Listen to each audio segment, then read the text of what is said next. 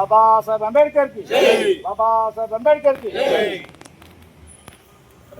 ಜೋರ ಮಾತಾಡೋದು ಸ್ವಲ್ಪ ಎಲ್ಲ ಏನು ನಾವು ಕಳೆದ 4 ದಿನದಿಂದ ಹೋರಾಟ ಸರ್ಕಾರ ವಿರುದ್ಧ ಮಾಡಿದ್ವಿ.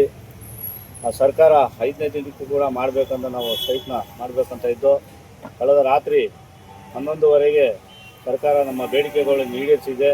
ಹಾಗಾಗಿ ನಮ್ಮ ಏನು ಈ 4 ದಿನ ಹೋರಾಟಕ್ಕೆ ನಮ್ಮ ಬೆಂಬಲ ಮತ್ತು 31 ವಾರ್ಡು ಅಧ್ಯಕ್ಷರಾಗಿರ್ಬೋದು, ಮಾಜಿ ಅಧ್ಯಕ್ಷರುಗಳು, ಉಪಾಧ್ಯಕ್ಷರುಗಳು ಎಲ್ಲ 31 ವಾರ್ಡ್ ಸದಸ್ಯರುಗಳು ಕೂಡ ನಮ್ಮ ಬೆಂಬಲಕ್ಕೆ ನಿಂತು, ಮತ್ತು ಎಲ್ಲ ಸಂಘ ಸಂಸ್ಥೆಯವರು, ನಮ್ಮ ಏನು ದಲಿತ ಮುಖಂಡರು ಮತ್ತು ಆದಿಜಾಂಬ ಮುಖಂಡರು ಎಲ್ಲ ಒಂದು ಸಂಘ ಸಂಸ್ಥೆಗಳು ಎಲ್ಲ ನಾವು ಬೆಂಬಲ ಕೊಟ್ಟು ನಮ್ಮನ್ನು ಈ ಹೋರಾಟವನ್ನು ಯಶಸ್ವಿಗೊಳಿಸಿದ್ದಾರೆ.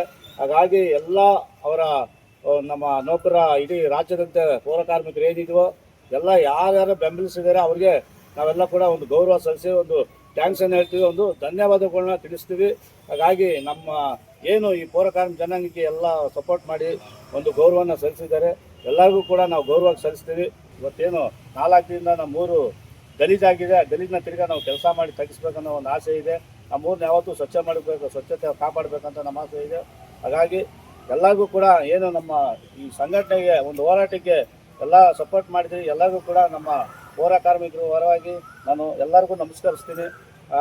ನಗರದ MLA ಅವರು ಇಕ್ಬಾಲ್ ಹುಸೇನ್ ಅವರು ಬಹಳ ಸಹಕಾರ, ಸಪೋರ್ಟು, ಸಹಾಯ ಮಾಡಿರ್ತಾರೆ.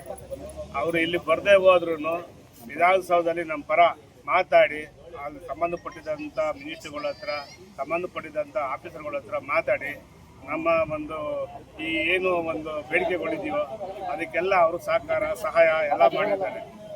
ಅವರು ಸರ್ಕಾರದಲ್ಲಿ ಖಾಲಿ 3 ಬೇಡಿಕೆಗಳು ಮಾತ್ರ ಮಾಡ್ತೀವಿ ಅಂತ ಹೇಳಿದರು. ಅದರಲ್ಲಿ ನಮ್ಮ ಜಮೀರಣ್ಣವರು ಮತ್ತು ನಮ್ಮ ಸಾಹೇಬರು MLA ಅವರು, ನಮ್ಮ ನಗರಸಭೆ ಅಧ್ಯಕ್ಷರಾದಂಥ ನಮ್ಮ ಶಶಿಯಣ್ಣವರು, ಇವರೆಲ್ಲ ಯಾರ್ಯಾರಿಗೆ ಹೇಳಬೇಕು ಅವ್ರಿಗೆಲ್ಲ ಹೇಳಿ ಇದನ್ನೆಲ್ಲ ಅವ್ರಿಗೆ ಮನವರಿಕೆ ಮಾಡಿಕೊಂಡು ಮನವೊಲಿಸ್ಕೊಂಡು ನಮ್ಮ ಕೆಲಸಗಳನ್ನು ಸುಮಾರು 28 ವರ್ಷಗಳಿಂದ ಈ ಕೆಲಸಗಳು ಯಾವುದೋ ಸರ್ಕಾರದಲ್ಲಿ ಕಿವಿಗೆ ಹಾಕ್ಕೊಂಡಿರಲಿಲ್ಲ. ಈಗ ಇವರೆಲ್ಲ ಸೇರಿಕೊಂಡು ನಮ್ಮ ಐಕ ಸರ್ಕಾರ ಬಂದಾಗ, ನಮ್ಮ ಕಾಂಗ್ರೆಸ್ ಪಕ್ಷದ ಸರ್ಕಾರ ಬಂದಾಗ ನಮ್ಗೇನು ಸಹಾಯ ಮಾಡಬೇಕು ಅಂತಿದ್ದಾರೋ ಎಲ್ಲ ಸೇರಿ ಮಾಡಿದ್ದಾರೆ. ಮುಂದಿನ ಸಹಾಯಕ್ಕೂ ನಾವು ಮಾಡ್ತೀವಿ. ಈಗ ಸದ್ಯಕ್ಕೆ ಇಷ್ಟು ಮಾಡ್ತೀವಿ, ಇನ್ನು ನಿಮ್ಮ ಬೇಡಿಕೆಗಳು ಏನಿದೆಯೋ ಅದೆಲ್ಲ ಈಡೇರಿಸ್ತೀವಿ ಅಂತ ಹೇಳಿ ಅವ್ರಿಗೆ ಸಹಾಯಕ್ಕೆ ಸದ್ಯಕ್ಕೆ ನಮ್ದು 6-7 ಬೇಡಿಕೆಗಳು ನಮಗೆ ಮಾಡಿಕೊಟ್ಟಿದ್ದಾರೆ. ಅದರಿಂದ ಈಗ ನಮ್ಮ ರಾಜ್ಯಾಧ್ಯಕ್ಷರು, ನಮ್ಮ ರಾಜ್ಯ ಪದಾಧಿಕಾರಿಗಳು ಈಗ ಆಲ್ರೆಡಿ ಇನ್ನೂ ನಮ್ಮಲ್ಲಿ ವಿಧಾನಸೌಧದಲ್ಲೇ ಇದ್ದಾರೆ. ಈಗ ಆದೇಶದ ಕಾಪಿ ತಗೊಂಡು ಬರ್ತೀರಿ ಅಂತ ಅವ್ರು ಕೊಟ್ಟಿದ್ದಾರೆ, ಅಲ್ಲೇ ಕೊಡ್ತಿದ್ದಾರೆ. ಅವರು ಸುಮಾರು 4 ದಿವಸಗಳಿಂದ ಅವರು ಮನೆ ಮಠ ಬಿಟ್ಟು ನಮ್ಮ ರಾಜ್ಯಾಧ್ಯಕ್ಷರು ಮತ್ತು ಈ ರಾಜ್ಯಾಧ್ಯಕ್ಷರು ಹಿಂದಲೇ ಆಗಿ ನಮ್ಮ ಹಿಂದಿನ ಅಧ್ಯಕ್ಷರು JS ಮಂಜುನಾಥ್ ಅವರು ನೇತೃತ್ವದಲ್ಲಿ ಈ ಕೆಲಸಗಳೆಲ್ಲ ಆಗಿದೆ. ಅವ್ರ ಗೈಡೆನ್ಸ್ ಮೇಲೆ ನಮ್ಮ ರಾಜ್ಯಾಧ್ಯಕ್ಷರು ಎಲ್ಲ ಕೆಲಸ ಮಾಡಿಕೊಟ್ಟಿದ್ದಾರೆ. ಈಗ ನಮ್ಮ ರಾಜ್ಯ ಉಪಾಧ್ಯಕ್ಷರು ಭಾಳ ಹೋರಾಟ ಮಾಡಿದ್ದಾರೆ, ಭಾಳ ಹೋರಾಡಿದ್ದಾರೆ.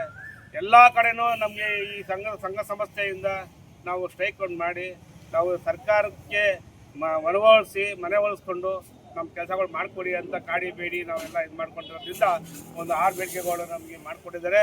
ಅದರಿಂದ ಸರ್ಕಾರಕ್ಕೆ ನಮ್ಮ ಪೌರ ನೌಕರರ ಕಡೆಯಿಂದ ಸಂಪೂರ್ಣವಾಗಿ ಬೆಂಬಲನೂ ಕೊಟ್ಟು ಅವ್ರಿಗೆ ನಮ್ಮ ಹೃದಯಪೂರ್ವಕವಾಗಿ ಸ್ವಾಗತವನ್ನು ಬಯಸ್ತಾ ಇದ್ದೀವಿ. ಆದ್ದರಿಂದ ಈ ನಮ್ಮ ಡ್ರೈವರ್ಗಳು ಸುಮಾರು ಜನ ಸತ್ತೋಗಿದ್ದಾರೆ, ಆಮೇಲೆ ಲೋಡರ್ಸ್ಗಳು ಸತ್ತೋಗಿದ್ದಾರೆ, ಆಮೇಲೆ ಈ ನೇರ ನೇಮಕಾತಿಯಲ್ಲಿ ನೇರ ಪಾವತಿಲಿ ಇದ್ದವರು ಸುಮಾರು ಜನ ಸತ್ತೋಗಿದ್ದಾರೆ. ಆ ಸತ್ತವ್ರಿಗೂ ಪರಿಹಾರ ಕೊಡ್ತೀವಿ, ಎರಡನೇದಾಗಿ ಅವ್ರ ಮನೆ ಮಕ್ಕಳಿಗೂ ಕೆಲಸ ಕೊಡ್ತೀವಿ ಅಂತ ಅದು ಒಂದು ಲೈನ್ ಕೊಟ್ಟಿದ್ದಾರೆ, ಕೊಡ್ತೀವಿ ಮಾಡ್ತೀವಿ ಅಂತ. ಅದರಿಂದ ಆ ಸರ್ಕಾರಕ್ಕೆ ನಮ್ಮ ಪೌರ ಸೇವಾ ನೌಕರ ಸಂಘದಿಂದ ನಾವು ಕೈ ಎತ್ತಿ ಮುಗಿದು ಆ ಸರ್ಕಾರ ಇನ್ನೂ 100 ಕಾಲ ಇರಲಿ ಅಂತ ಹೇಳಿ. ಈ 4 ದಿವಸದಿಂದ ನಮ್ಮ ಪೌರ ಕಾರ್ಮಿಕರು ಇಲ್ಲದೆ ಎಲ್ಲ ಊರು ತುಂಬ ಗಲೀಜಾಗಿತ್ತು. ಇವತ್ತು ಬೆಳಿಗ್ಗೆನೇ ಅವರು ಸ್ವಚ್ಛತೆ ನೋಡಿಬಿಟ್ಟು ನಮಗೆ ತುಂಬ ಖುಷಿ ಆಯಿತು. ಇವ್ರ ಕಷ್ಟಕ್ಕೆ ಇವತ್ತು ಸರ್ಕಾರ ಫಲ ಕೊಟ್ಟಿದೆ. ಇದರಲ್ಲಿ ನಮ್ಮ 31 ಕೌನ್ಸಿಲರ್ಸು ಮತ್ತು ನಮ್ಮ ಎಲ್ಲ ಸಿಬ್ಬಂದಿಗಳು, ಆಮೇಲೆ ಪತ್ರಕರ್ತರು ಎಲ್ಲ ನೀವೆಲ್ಲ ಸಹಕಾರ ಕೊಟ್ಟಿದ್ದೀವಿ. ನಾವೆಲ್ಲರಿಗೆ ನಿಮ್ಮನ್ನು ಧನ್ಯವಾದ ತಿಳಿಸ್ತಾ, ನಮ್ಮ ಸರ್ಕಾರಕ್ಕೂ ಎಲ್ಲ ಧನ್ಯವಾದ ತಿಳಿಸ್ತಾ ನಿಮಗೆ ವಂದನೆಗಳನ್ನು ಸರ್ಕಾರಕ್ಕೆ, ಕರ್ನಾಟಕ ರಾಜ್ಯ ಸರ್ಕಾರಕ್ಕೆ, ಕರ್ನಾಟಕ ರಾಜ್ಯ ಸರ್ಕಾರಕ್ಕೆ ಮಾನ್ಯ ಮುಖ್ಯಮಂತ್ರಿಗಳಿಗೆ, ಸಿದ್ದರಾಮಯ್ಯ ಮುಖ್ಯಮಂತ್ರಿಗಳಿಗೆ, DK ಶಿವಕುಮಾರ್ ಅವರಿಗೆ,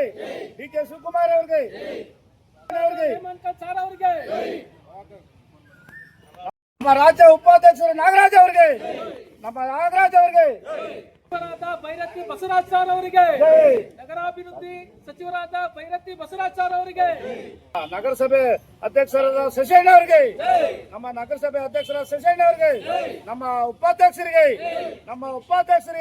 ಸ್ಥಾಯಿ ಸಮಿತಿ ಅಧ್ಯಕ್ಷರಿಗೆ,